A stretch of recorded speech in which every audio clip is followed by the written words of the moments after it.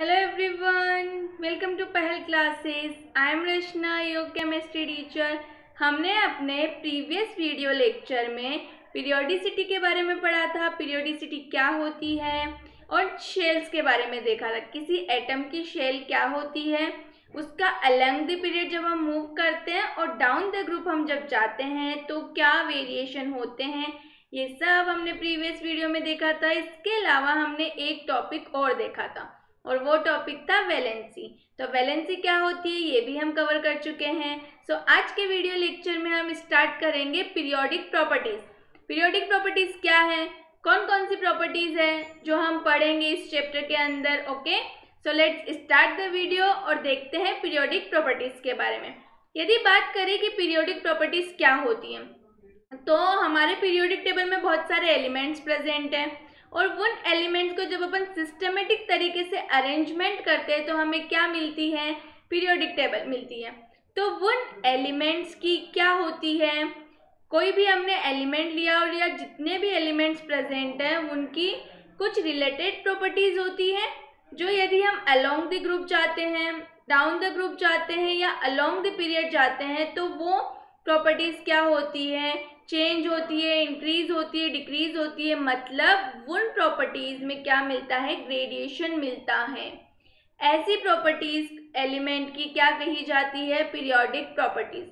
और ये जितनी भी प्रॉपर्टीज है, लाइक मैंने जो बोला पीरियोडिक प्रॉपर्टीज, ये सब डायरेक्टली या इनडायरेक्टली किससे रिलेटेड होती है, इलेक्ट्रॉनिक कॉन्फ़िगरेशन से। एलिमेंट का जो इलेक्ट्रॉनिक कॉन्फ़िगरेशन है उससे ये क्या करती है, रिलेट करती है। ओके, देखते हैं, देखो पीरियोडिक प्रॉपर्टीज क्या है।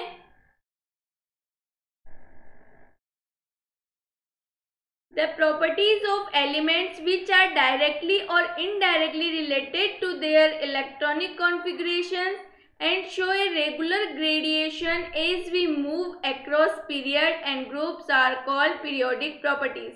ये चीज मैंने बताई, जब हम along the period जाते हैं और down the group जाते हैं तो उनमें एक ग्रेजुअल चेंज देखने को मिलता है।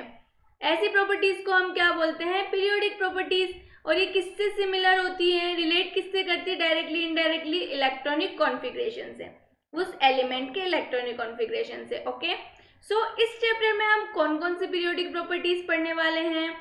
फर्स्ट हम पढ़ेंगे एटॉमिक साइज के बारे में। ओके, एटॉमिक साइज पढ़ेंगे, आयनाइजेशन एंथैल्पी पढ़ेंगे, इलेक्ट्रोनेगेटिविटी देखेंगे, इलेक्ट्रॉन गेन एंथैल्पी देखेंगे। ये सब की सब क्या होती है, पीरियोडिक प्रॉपर्टीज होती है। ओके, देखो कौन कौन सी पीरियोडिक प्रॉपर्टीज गिवन है हमें। फर्स्ट आपको नजर आ रहा होगा एटॉमिक साइज, सेकंड हम पढ़ेंगे मेटेलिक कैरेक्टर, थर्ड पढ़ने वाले हैं non metallic character. Atomic size भी एक एलिमेंट की क्या है, पीरियोडिक प्रॉपर्टी। जब हम अलोंग द पीरियड जाते हैं तो भी इसके अंदर ग्रेजुअल चेंज आते हैं और डाउन द ग्रुप जाते हैं तो भी ग्रेजुअल चेंज आते हैं। इंक्रीज होती है, डिक्रीज होती है या फिर कुछ अलग वेरिएशन होता है, वो सब हम जब ये प्रॉपर्टी डिस्कस करेंगे एटॉमिक साइज तब देखेंगे। ओके, आगे चलते हैं, मेटेलिक कैरेक्टर में भी यही सब पढ़ने वाले हैं। थर्ड आपकी जो पीरियोडिक प्रॉपर्टीज आती है वो है नॉन मेटेलिक कैरेक्टर। फिर आगे देखो, फोर्थ पे आयनाइजेशन एनर्जी, फिफ्थ पे इलेक्ट्रॉन एफिनिटी और सिक्स्थ पे हम क्या पढ़ेंगे, इलेक्ट्रॉन नेगेटिविटी। ओके, सबसे पहली प्रॉपर्टीज क्या थी, एटॉमिक साइज। अब हम देखने वाले हैं एटॉमिक साइज। एटॉमिक साइज को ही हम क्या बोलते हैं, एटॉमिक रेडियस बोलते हैं। यदि हम एटॉमिक साइज की बात करेंगे या फिर एटॉमिक रेडियस की बात करेंगे, मतलब दोनों ही सिमिलर है। ठीक है, तो देखते हैं एटम की साइज या फिर एटॉमिक रेडियस क्या होती है। आपके पास में कोई भी एक एटम प्रेजेंट है, उस एटम के न्यूक्लियस और आउटर मोस्ट शेल की जो डिस्टेंस होती है, क्या कहा मैंने, एटम के न्यूक्लियस से आउटर मोस्ट शेल तक की जो डिस्टेंस है उस डिस्टेंस को क्या बोला जाता है, एटॉमिक रेडियस। समझ आया एटॉमिक रेडियस क्या है, देखो आपको नजर आ रही होगी यहाँ पे, it is the distance between the centre of the nucleus of an atom and its outermost shell. ये न्यूक्लियस नजर आ रहा होगा इस एटम का, ठीक है, और ये इसकी आउटर मोस्ट शेल है। इस आउटर मोस्ट शेल से न्यूक्लियस की डिस्टेंस को ही हम क्या बोलते हैं, तो ये जो डिस्टेंस है इसको क्या बोला जाता है, एटॉमिक रेडियस। ओके, इसके अलावा एटॉमिक रेडियस और भी तरह से डिफाइन कर सकते हैं हम। क्या होती है एटॉमिक रेडियस, कोई भी कंबाइनिंग एटम है, ये तो थी एक सिंगल एटम की हम बात कर रहे थे, लेकिन यदि आपके पास में कोई कंबाइनिंग एटम प्रेजेंट है तो उसकी रेडियस क्या होगी, एटॉमिक रेडियस। तो वो जो कंबाइनिंग एटम है उसकी न्यूक्लियस के डिस्टेंस, दोनों एटम के कंबाइनिंग एटम की न्यूक्लियस की डिस्टेंस को, हाफ को क्या बोला जाता है, क्या बोला जाता है, एटॉमिक रेडियस बोला जाता है। ठीक है, समझ में आया क्या बोला मैंने। यदि कोई कंबाइनिंग एटम प्रेजेंट है तो उनकी एटॉमिक रेडियस कैसे पता करेंगे। सपोज आपके पास में ये कंबाइनिंग एटम, ओके, तो इसका न्यूक्लियस और इसका न्यूक्लियस, इसकी हाफ को क्या बोला जाता है, मतलब ये जो प्रेजेंट है इसको हम बोलते हैं एटॉमिक रेडियस।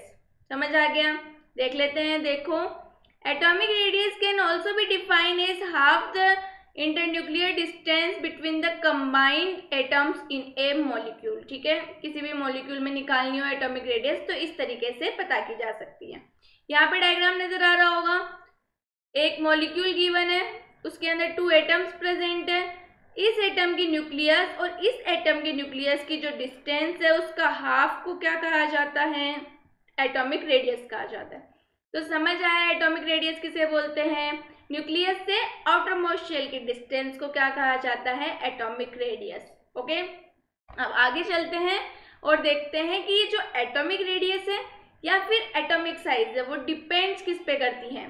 ठीक है, तो यदि बात की जाए डिपेंडिंग किन किन चीज़ों पे डिपेंड करती है, तो सबसे इम्पोर्टेंट 2 चीज़ें आती हैं और वो 2 चीज़ें होती हैं number of shells and size of nucleus. ठीक है, न्यूक्लियर चार्ज। ओके, तो किन किन पे डिपेंड करती है, नंबर ऑफ शेल पे डिपेंड करती है, इसके अलावा सेकंड किस पे डिपेंड करती है, एटॉमिक रेडियस, न्यूक्लियर चार्ज पे। ओके, तो देखते हैं किस तरीके से डिपेंड करती है। सबसे पहले हम देखेंगे नंबर ऑफ शेल्स। ओके, यदि नंबर ऑफ शेल किसी एटम में इंक्रीज हो रहे हैं, सपोज हमारे पास में 3 एटम है, फर्स्ट एटम में नंबर ऑफ शेल 1 थी, सेकेंड एटम में नंबर ऑफ शेल एक और इंक्रीज हो गई है मतलब 2 हो गई है, और थर्ड एटम में नंबर ऑफ शेल्स क्या हो गई है, 3 हो गई है। मतलब तीनों एटम में नंबर ऑफ शेल क्या कर रही है, एक एक बार इंक्रीज हो रही है। ठीक है, एक एक नंबर से। जब नंबर ऑफ शेल इंक्रीज होती है तो क्या एटॉमिक रेडियस इंक्रीज होगी, यही तो पता करना है। तो देखते हैं, आओ देखो, यहाँ पे मैंने एक एटम लिया, उसमें सिर्फ एक शेल प्रेजेंट थी। ओके, जो सेकंड एटम आएगा उसके अंदर क्या होगी, 2 शेल प्रेजेंट होगी। ठीक है, और जो थर्ड एटम है उसके अंदर क्या होगा, 3 शेल प्रेजेंट होगी। ओके, तो आपको क्या नजर आ रहा है, जैसे जैसे सेल इंक्रीज हो रही है नंबर ऑफ सेल, इसका मतलब क्या है कि जो न्यूक्लियस से आउटर मोस्ट शेल की डिस्टेंस है वो भी इंक्रीज हो रही है। दिख रहा है साफ, फर्स्ट में देखो न्यूक्लियस से आउटर मोस्ट शेल की डिस्टेंस इतनी सी थी क्योंकि इसमें नंबर ऑफ शेल 1 थी, एक ही शेल प्रेजेंट थी। वहीं यदि हम दूसरे एटम पर चलते हैं तो इसका नंबर ऑफ शेल देखो, या आउटर मोस्ट शेल की डिस्टेंस बढ़ चुकी है क्योंकि नंबर ऑफ शेल एक और क्या हो गया, इंक्रीज हो गया। उसी तरीके से थर्ड पे आते हैं तो इसमें आउटर मोस्ट शेल से न्यूक्लियस की डिस्टेंस और इंक्रीज हो गई है। तो हमें क्या पता चला इससे कि जब हम नंबर ऑफ शेल इंक्रीज करते हैं तो एटम की रेडियस क्या होती है, इंक्रीज होती है। क्या इन तीनों एटम्स में साफ साफ एटॉमिक रेडियस नजर आ रही है हमें, और एटॉमिक रेडियस क्या है, न्यूक्लियस से आउटर मोस्ट शेल की डिस्टेंस। वो नंबर ऑफ शेल जैसे जैसे इंक्रीज हो रहे हैं वैसे वैसे क्या इंक्रीज हो रही है, बिल्कुल हो रही है, नजर आ रहा है यहाँ पे हमें। ओके, तो चलो देखते हैं। तो हमें पता चल गया नंबर ऑफ शेल जब भी हम इंक्रीज करेंगे, नंबर ऑफ शेल इंक्रीज करेंगे तो क्या होगा, एटॉमिक साइज भी क्या हो जाएगी, इंक्रीज हो जाएगी। समझ आ गया, चलो देख लेते हैं एक बार क्या लिखे हुए हैं। Atomic size depends upon number of shells, nuclear charge. First हम देखने वाले हैं नंबर ऑफ शेल्स के बारे में। ओके, जो हम पढ़ चुके हैं। देखो क्या है, and increases in the number of shell increases the size of atom because the distance between the outermost shell and the nucleus increase. यही बात की अभी हमने, एटॉमिक साइज कैसे इंक्रीज होती है नंबर ऑफ शेल इंक्रीज होने पे। आई होप यहाँ तक क्लियर हो गया होगा। अब आगे चलते हैं और देखते हैं दूसरा फैक्टर जिस पे डिपेंड करती है एटॉमिक साइज, और वो फैक्टर कौन सा है, न्यूक्लियर चार्ज। तो पहले तो हमें यही पता होना चाहिए कि न्यूक्लियर चार्ज क्या होता है। ठीक है, तो न्यूक्लियर चार्ज किसे बोलते हैं? एटम के अंदर बीच में क्या प्रेजेंट होता है? न्यूक्लियस। ठीक है, उस न्यूक्लियस का जो चार्ज होता है, पॉजिटिव चार्ज जो उसमें प्रेजेंट होता है, उसी को क्या बोलते हैं? न्यूक्लियर चार्ज बोला जाता है। ओके, देखो, it is the positive charge present in the nucleus of an atom which is equal to the number of protons in the nucleus, that is the atomic number। तो nuclear charge का मतलब समझ में आया किसे nuclear charge बोलते हैं। और जो एटम का न्यूक्लियस है उसके अंदर क्या प्रोटॉन्स और न्यूट्रॉन्स प्रेजेंट होते हैं? ये बात भी हमें पता होगी। नहीं पता है तो जान लो आज कि जो एटम है उसका जो न्यूक्लियस होता है उसमें प्रोटॉन्स और न्यूट्रॉन्स क्या होते हैं? प्रेजेंट होते हैं। और number of protons is equal to number of atomic number. ठीक है, क्या होता है? देखो, एटॉमिक नंबर के इक्वली एटम के अंदर क्या प्रेजेंट होते हैं? Proton. Atomic number is equal to number of protons. Okay, चलो आगे चलते हैं और देखते हैं कि इस पे एटॉमिक साइज डिपेंड कैसे करती है। ओके, न्यूक्लियर चार्ज क्या है? न्यूक्लियस पे पॉजिटिव चार्ज, ओके, उसी को क्या बोला जाता है? न्यूक्लियर चार्ज बोला जाता है। यदि न्यूक्लियर चार्ज इंक्रीज हो रहा है, इसका मतलब जो अट्रैक्शन फोर्स है वो भी क्या हो रहा है? इलेक्ट्रॉन्स पे इंक्रीज हो रहा है।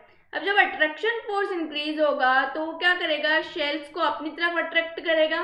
ठीक है, शेल जैसे ही न्यूक्लियस की तरफ अट्रैक्ट होगी क्या साइज छोटा हो जाएगा। ठीक है, सपोज ये एक एटम है, ओके, इसका न्यूक्लियर चार्ज थोड़ा कम था। अब जो दूसरा वाला एटम है उसका न्यूक्लियर चार्ज ज़्यादा है। तो जैसे ही इसका न्यूक्लियर चार्ज इंक्रीज हुआ, शेल क्या हो गई? पास में आ गई।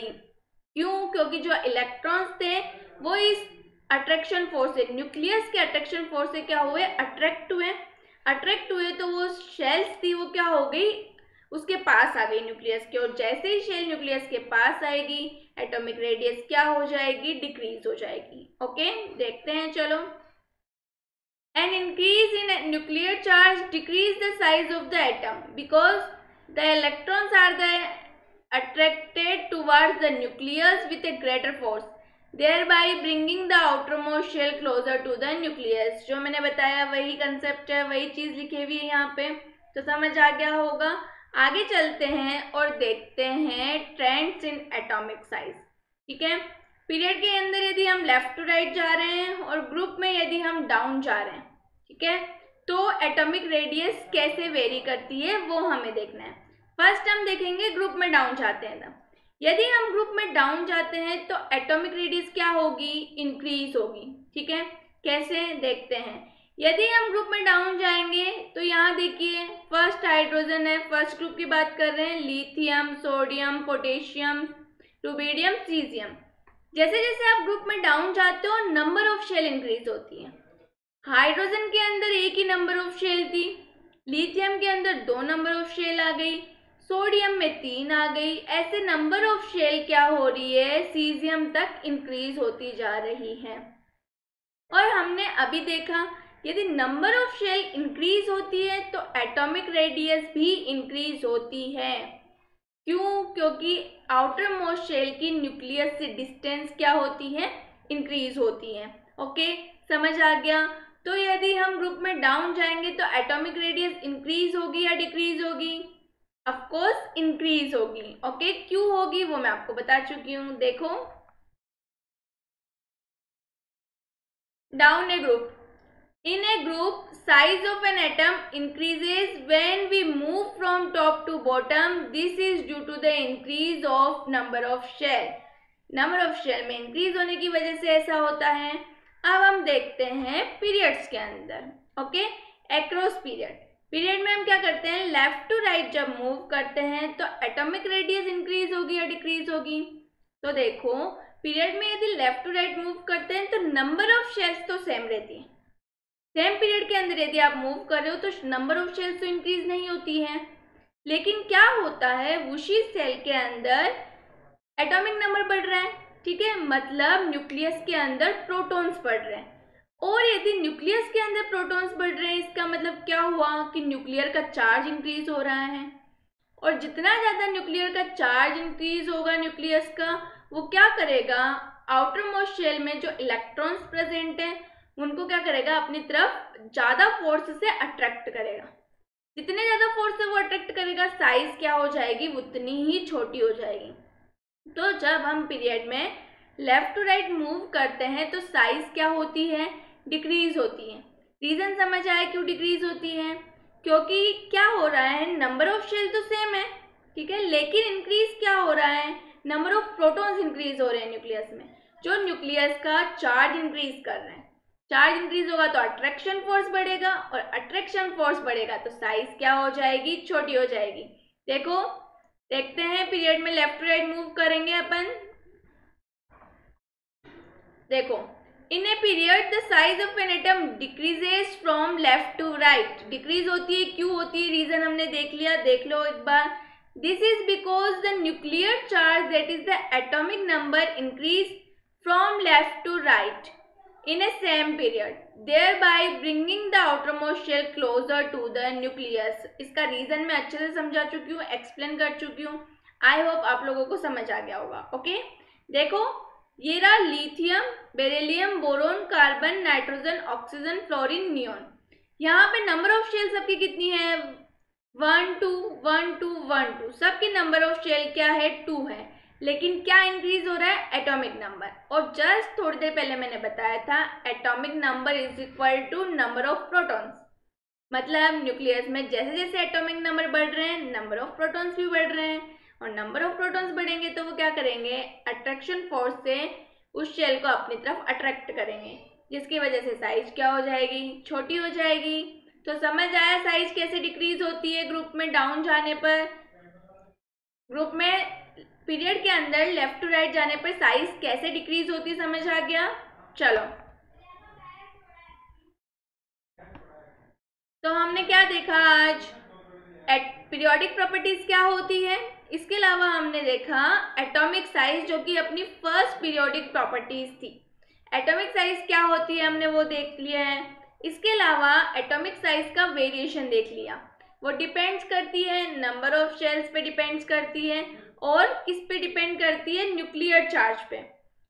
ट्रेंड हमने देख लिया कि यदि हम पीरियड के अंदर लेफ्ट टू राइट जाते हैं तो एटॉमिक साइज का क्या वेरिएशन है, और ग्रुप में डाउन जा रहे हैं तो एटॉमिक साइज का क्या वेरिएशन है। आई होप यहाँ तक आप सब लोगों को सब कुछ समझ आ गया होगा। फिर भी यदि किसी पोर्शन में कोई डाउट है तो प्लीज़ कमेंट बॉक्स में कमेंट करके पूछिए। तब तक अपना ख्याल रखिए, मेरे वीडियोस देखते रहिए। Thank you.